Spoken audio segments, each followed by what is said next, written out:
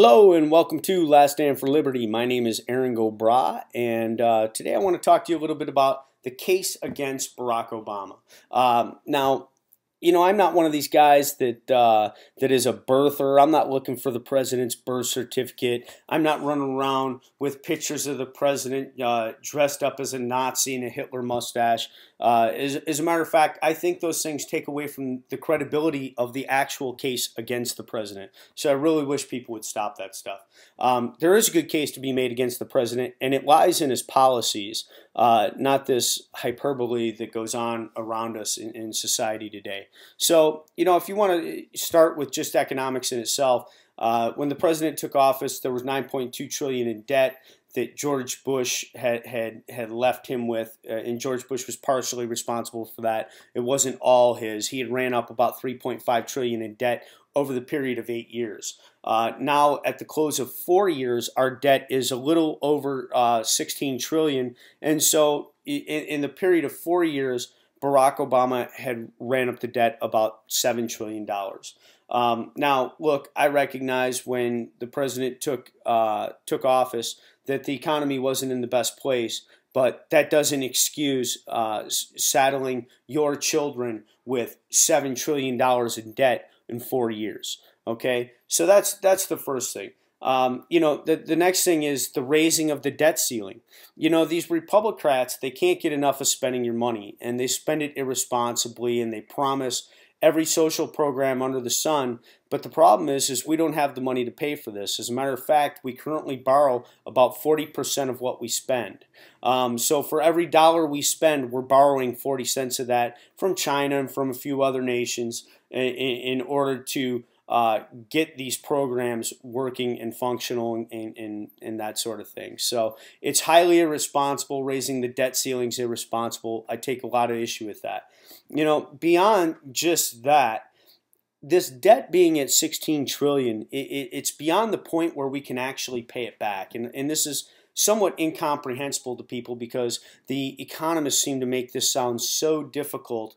But in reality, you can really simplify all this. And, if you look at the households that actually pay federal income tax, you're looking at each household is actually saddled with around $95,000 per household.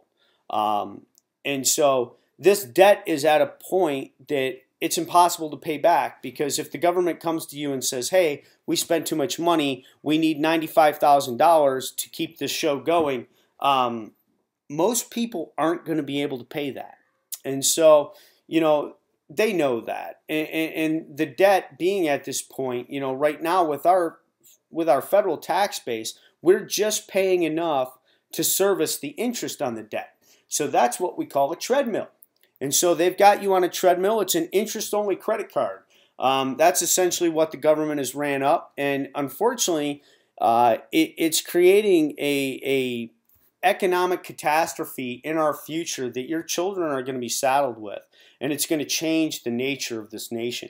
And some of these things are already falling into place. Certainly, we see what's happening in Europe, and that's a forecast of what's to come in this country. Beyond that in itself, there are other things, with bailouts that the president supported. The bailouts started in the Bush administration. They continued in the Obama administration. Well, the problem with bailouts is it equated to one of the largest transfers of wealth from the middle class to the wealthiest people in the world, certainly in my lifetime. And, this is a president, a Democrat, who claims that he's for the middle class. Well, supporting bailouts on the backs of the middle class isn't exactly supporting the middle class.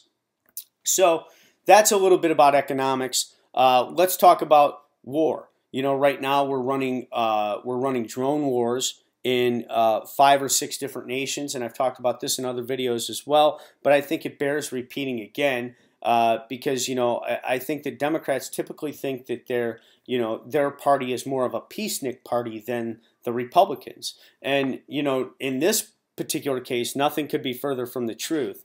We've got Sudan, Somalia, Yemen, we've got Pakistan, We've got African nations where we're running these drone strikes, and these drone strikes are non-surgical. They're killing innocent women and children, and they're creating generations of enemies that will hate this country.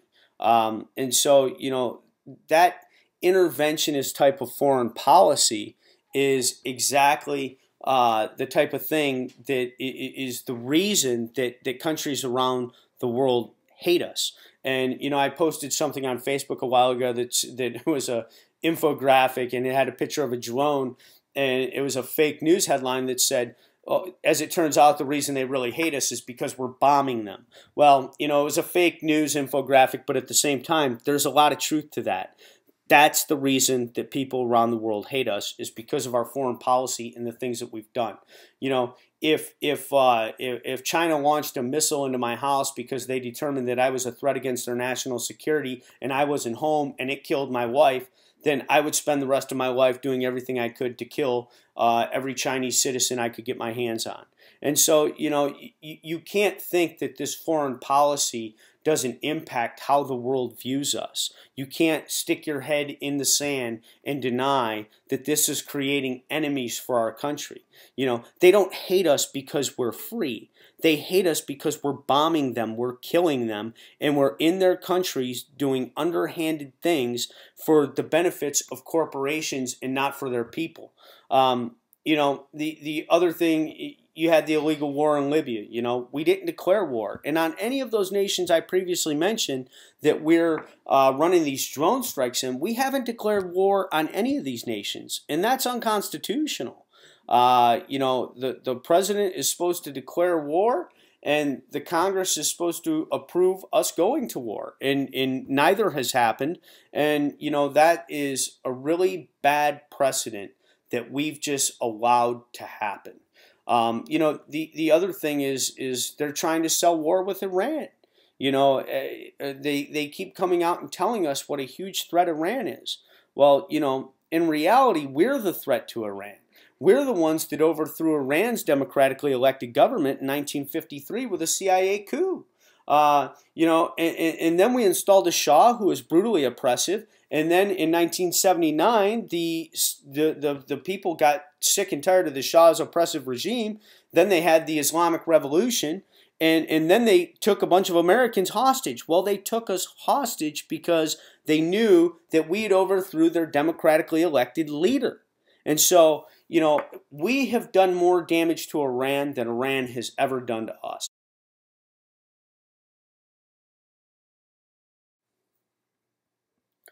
Let's talk a little bit about civil liberties and Barack Obama's record on civil liberties.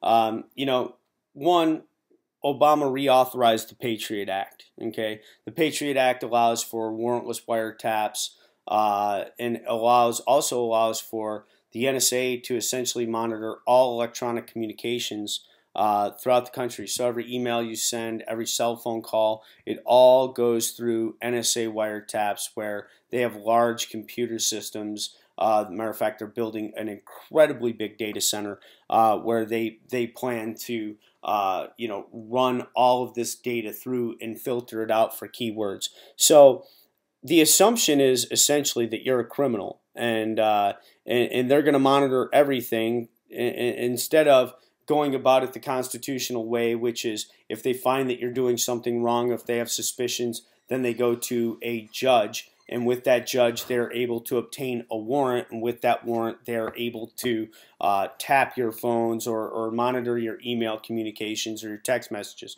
Now, they don't need to do any of that.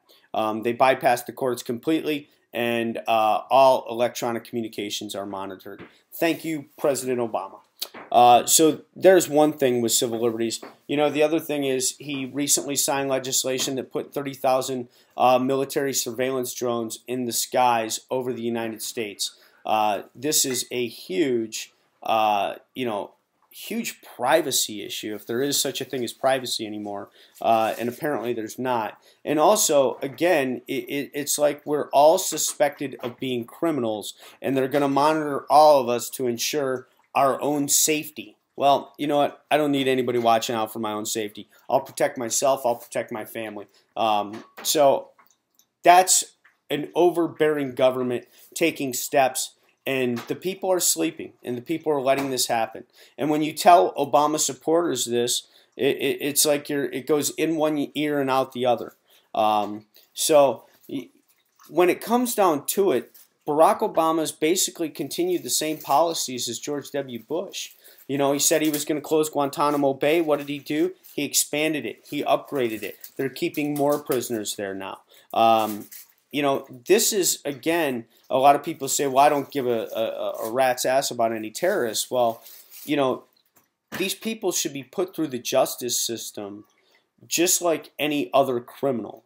You know, there's such a thing as human rights, and everybody has a right to a trial by jury or by judge, you know, but everybody should have the right to a fair trial, and that's not what we have. The worst thing about all this, of course, is that President Obama is a constitutional scholar, and he's walked all over the Constitution like it meant nothing. You know, I'm not going to sit here and tell you that Mitt Romney's any better, because I'm not a Mitt Romney guy either. But that's for another video and another day. Hey, just want to say it.